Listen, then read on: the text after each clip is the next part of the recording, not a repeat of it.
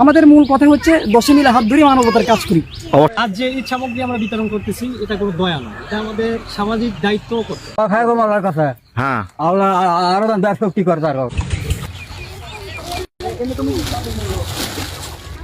আমাদের try publish ইসলাম foundation senior উপদেষ্টা আমাদের হাফেজ মাওলানা মোশাররফ করিম। আসসালামু আলাইকুম।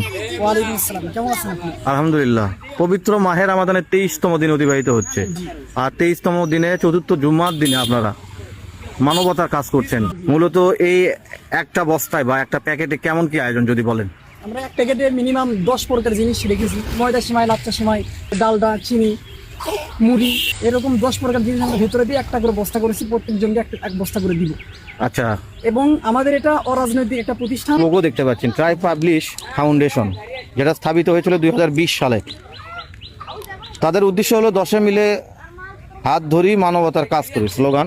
যে আপনারা যতটুকু পারবেন আমাদের এই ট্রাই পাবলিশ ইসলাম ফাউন্ডেশনকে সহযোগিতা হাত বাড়াবেন। এই যে অসহায় মানুষগুলো, মা বোনদের মুখে অর্থাৎ আম্মাজানদের মুখে, দাদাজানদের মুখে আপনারা হাসি ফোটাবেন।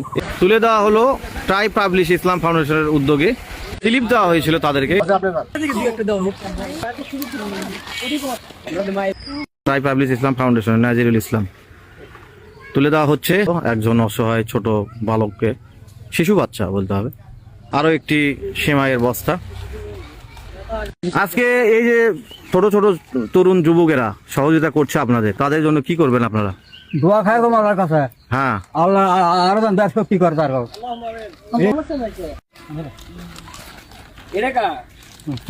আসসালামু আলাইকুম রহমতুল্লাহ। আমি আব্দুল্লাহ আলিমার কাজী, প্রতিষ্ঠাতা পরিচালক ট্রাই পাবলিশ ইসলাম ফাউন্ডেশন। আল্লাহ তাআলা বলেছেন যে মানুষের প্রতি দয়া করে না, আমি তার প্রতি দয়া করি। আমাদের যতটুকু সামর্থ্য দিয়েছেন আমরা তা দিয়ে চেষ্টা করেছি।